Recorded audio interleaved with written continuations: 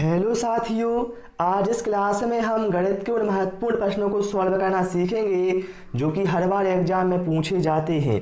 तो चलिए शुरू करते हैं। प्रश्न क्रमांक 1 से कहा गया है यहाँ पर साइकिल की एक पहिए की जो परिधि है 2 मीटर 4 सेंटीमीटर है। 16.83 किलोमीटर की दूरी जाने में यह साइकिल कितनी बार चक्कर काटेगी। जब भी आपको चक्रों की संख्या निकालना हो तो आपको कुल दूरी में पहिए की परिधि से भाग देना होता है। तो यहाँ पर जो पहिए की परिधि है वो कितनी है, 2 मीटर 4 सेंटीमीटर है। तो इसको हम क्या करेंगे, सेंटीमीटर में चेंज कर लेंगे। 1 मीटर बराबर कितना होता है, 100 सेंटीमीटर होता है। इसलिए 2 मीटर 4 सेंटीमीटर का मान हो जाएगा 204 सेंटीमीटर। ये पहिए की जो परिधि है वो सेंटीमीटर में आ गई। अब जो कुल दूरी है वो कितनी है, 16.83 किलोमीटर है। तो इसको भी साथियों हम क्या करेंगे, सेंटीमीटर में चेंज करेंगे। 16.83 लिखा। अब हम जानते हैं 1 किलोमीटर में होता है 1000 मीटर। तो हम इसमें गुणा करेंगे 1000 का, तो यह मीटर में चेंज हो गया।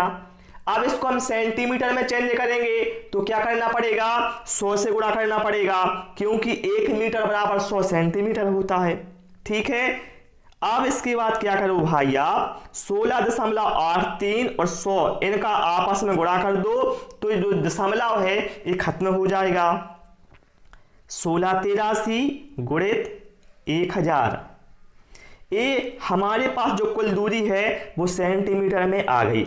अब हमें क्या है, चक्रों की संख्या निकालना है। तो मैंने बताया ना, कुल दूरी में क्या है, पहिए की परिधि से भाग देना है तो चक्रों की संख्या निकल आएगी। तो हम क्या करते हैं, 1683 गुणित 1000 भागित 204। क्लियर। सबसे पहले हम क्या करेंगे, 2 से भाग देंगे। 204 में तो 102 बार जाएगा। यहाँ पर 1000 में कितनी बार जाएगा, 500 बार। ठीक है। हम फिर से 2 से भाग देंगे तो 51 बार जाएगा और यहाँ पर जाएगा 250 बार। ठीक है। अब क्या करूँ, आप 51 से भाग दो 1683 में, तो 51 तिया कितना हो गया, 153 बचा 15, तो पुनः 153 हो जाएगा। तो 51 तिया 153, 33 बार भाग चला गया 1683 में। अब हमारे पास क्या बचा, 33 गुणित 250। 33 गुणित 250 करेंगे तो हमें मिलेगा 8250। अर्थात जो चक्रों की संख्या है वो हमारे पास आ चुकी है 8250। बहुत आसान कॉन्सेप्ट था, मैंने बहुत आसान भाषा में आपको समझा दिया है। क्लियर ना। चलिए इसके बाद आते हैं हम प्रश्न क्रमांक 2 पर। अब देखिए यहाँ पर आप देखें, सभी आकृतियों के छायांकित भाग का योगफल निकालिए। जो ये आकृतियां दी हैं इसमें जो छाया वाला भाग है ना, ये देखो ये वाला भाग है, इनका आपको योगफल बताना है कि कितना होगा। ठीक है। ये आपके भिन्न वाले पोर्शन से लिया गया है। तो साथियों सबसे पहले आप यहाँ पर देखें, फर्स्ट वाली आकृति में इसमें जो काला भाग है वो क्या है, आधा भाग, अर्थात 1/2 को दर्शा रहा है। ठीक है। ठीक है। प्लस दूसरी वाली आकृति में आप देखें, काला वाला जो भाग है वह पूरे भाग को दर्शा रहा है, अर्थात +1 कर दिया। फिर जो तीसरी वाली आकृति है इसमें भी जो काला भाग है वो क्या है, आधे भाग, अर्थात 1/2 को दर्शा रहा है, तो 1/2 लिख दिया। प्लस जो ये चौथी आकृति है साथियों, इसमें काला भाग क्या है, 1/2 को दर्शा रहा है, तो 1/2 लिख लिया। प्लस अब यहां पर देखें जो पांचवी आकृति है इसमें भी देखिए जो काला भाग है, देखिए ए वाला भाग और ए वाला भाग, ए क्या है, 1/2 भाग को दर्शा रहा है, तो इसमें हम 1/2 जोड़ देंगे। बस सभी को योग निकाल लीजिए तो आपका आंसर आ जाएगा। देखिए कैसे करेंगे आप। सबसे आसान तरीका होता है इसका, 1/2 और 1/2 इन दोनों की जगह पर 1 लिख दीजिए।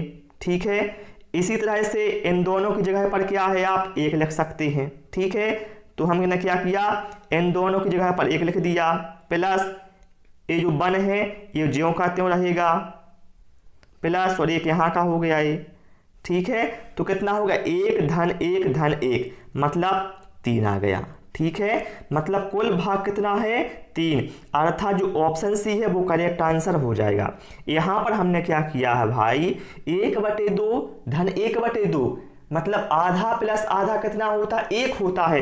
तो यहाँ पर क्या है 4 बार 1/2 आया था, इसलिए हमने उसकी जगह पर 2 ले लिया और 1 यहाँ पर पूरा भाग था तो 3 भाग यहाँ पर इस तरह से हो गए हैं। सभी को समझ में आ गया ना। चलिए इसके बाद आते हैं प्रश्न क्रमांक 3 पर। और आप सभी से मेरी रिक्वेस्ट है भाई, वीडियो पसंद आए वीडियो को लाइक और शेयर करना और चैनल को जरूर सब्सक्राइब करना। यहाँ पर कहा गया है दो संख्याओं का गुणनफल 5/4 है। यदि एक संख्या 5/6 है तो दूसरी संख्या क्या होगी। तो चलिए भाई इस प्रश्न को हम सॉल्व करते हैं। हमने भैया मान लिया कि जो पहली संख्या है वो x है, ठीक है, और दूसरी संख्या यहाँ पर कितनी दी है 5/6 है। तो x में यदि हम 5/6 का गुणा करते हैं तो इनका गुणनफल कितना आता है 5/4 आता है। यहाँ पर एक क्वेश्चन में कहा गया है। अब हमें क्या है x का मान निकालना है, तो हम क्या करेंगे 5/6 का पक्षांतर करेंगे। तो x बराबर कितना हो जाएगा, जो 5/6 भैया उस साइड जाएगा तो पलट जाएगा, 5/4 ज्यों का त्यों है। जब 5/6 साइड आएगा तो क्या है 5/6 की जगह पलट कर 6/5 हो जाएगा। अब क्या होगा भाई देखिए 5 से 5 क्रॉस हो गया, 2 दूना 4 2 3 6, कितना बचा ऊपर 3 नीचे 2, मतलब x का मान 3/2 हमारे पास आ गया है। अर्थात जो दूसरी संख्या है साथियों वो 3/2 होगी। करेक्ट आंसर किसके साथ जाएगा, ऑप्शन सी के साथ जाएगा। भैया मैथ आसान है, समझने का प्रयास करेंगे, अभ्यास करेंगे, निश्चित ही आप मैथ में बहुत अच्छी पकड़ बना लेंगे। चलिए भाई इसके बाद प्रश्न क्रमांक 4 पर आते हैं।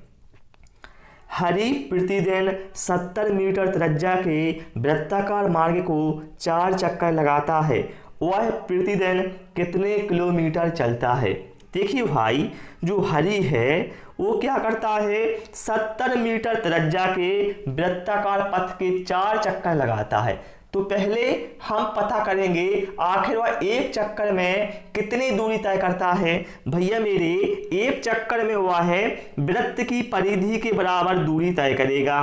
तो वृत्त की परिधि कैसे निकालेंगे, वृत्त की परिधि बराबर कैसे क्या होता है 2πr होता है ना 2πr।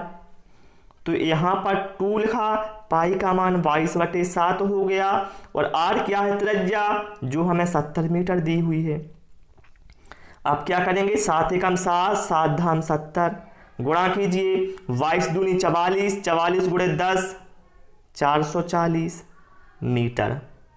मतलब जो हरि है वह एक चक्कर में भैया 440 मीटर की दूरी तय करता है। लेकिन यहाँ पर बताना है 4 चक्कर वो लगा रहा है, तो 4 चक्कर में कितनी दूरी तय करेगा। तो हम क्या करेंगे 440 में भैया 4 का गुणा कर देंगे तो कितना मिलेगा हमें 4 0 0 4 चौके 16 का 6 आया 1 4 चौके 16 और 1 17 1760 है मीटर। लेकिन यहाँ पर जो आंसर दिए हैं भैया वो दिए हैं किलोमीटर में। तो हम क्या करेंगे, हम सभी जानते हैं 1000 मीटर बराबर होता है 1 किलोमीटर। अर्थात यदि हमें इसे किलोमीटर में चेंज करना है तो 1000 से भाग देंगे तो हमें मिल जाएगा 1.760 किलोमीटर।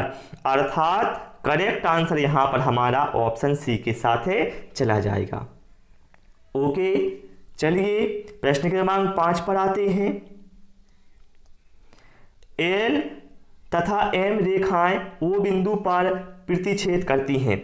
देखिए यहाँ पर आप देख सकते हैं ए एल रेखा है, ए एम रेखा है, जो कि दोनों कहाँ पर हैं ओ बिंदु पर प्रतिच्छेद करती हैं, जैसा कि आप यहाँ पर चित्र में देख सकते हैं।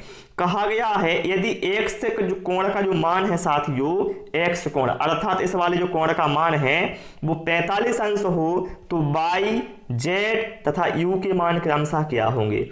देखिए भाई यहाँ पर हमें x अंश है, x अंश मतलब इस वाले जो कोण का मान है वो कितना दिया है, 45 दिया है।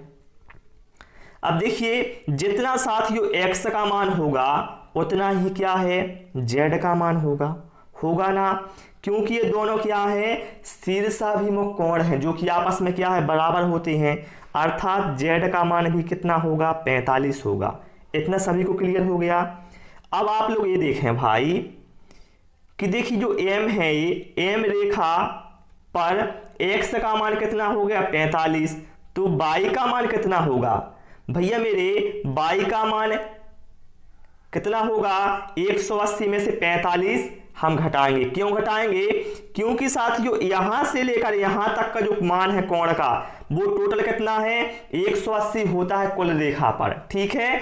तो इसलिए जो y का मान है वो कितना होगा, 180 ऋण 45, 180 में से 45 गया, कितना बचा, 135, अर्थात y का मान कितना आ गया हमारे पास, 135 आ गया। अब जब y का मान 135 आ गया है तो u का मान भी क्या है, 135 होगा, क्योंकि ये भी क्या है, शीर्षाभिमुख कोण है, अर्थात आमने सामने वाले जो कोण है भैया वो बराबर होते हैं यदि दो रेखाएं एक दूसरे को काटती हैं। तो हमें क्या है, y, z और u के मान क्रमशः चाहिए थे।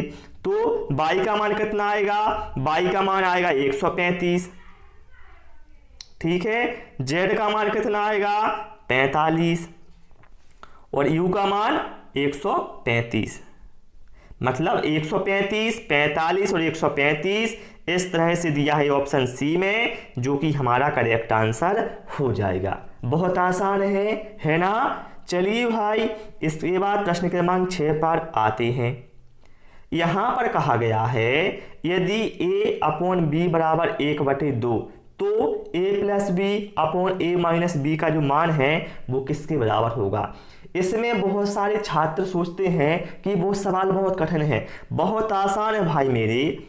यहाँ पर a/b का मान कितना दिया है, 1/2 दिया है, तो आप सीधा एक काम करो, दोनों पक्षों की तुलना कर दो, तो आपको क्या है, आपको जो a का मान है वो 1/1 मिल जाएगा और b का मान कितना मिल जाएगा, 2 मिल जाएगा। समझ गए ना। हमें क्या है, a/ जो b का मान है भाई वो 1/2 दिया है, तुलना करेंगे तो a का मान हमें 1 मिल गया, b का मान हमें क्या है, 2 मिल गया। बस इस समीकरण में मैं यहाँ पर मान रख दूँ, a का मान कितना है 1 धन b का मान 2 अपॉन a का मान 1 ऋण b का मान 2, तो ऊपर कितना होगा, 3 हो जाएगा और 1 में से ऋण 2 जाएगा तो ऋण 1 बचा, तो ये माइनस का 3 हमारे पास जो आंसर है वो हो जाएगा ऑप्शन ए, ठीक है। तो प्यारे साथियों आज इस क्लास में इतना ही। आपको हमारी क्लास कैसी लगी वो आप कमेंट करके अवश्य बताएं। क्लास पसंद आई हो वीडियो को लाइक और शेयर करें, चैनल को सब्सक्राइब करें। Thanks for watching this video.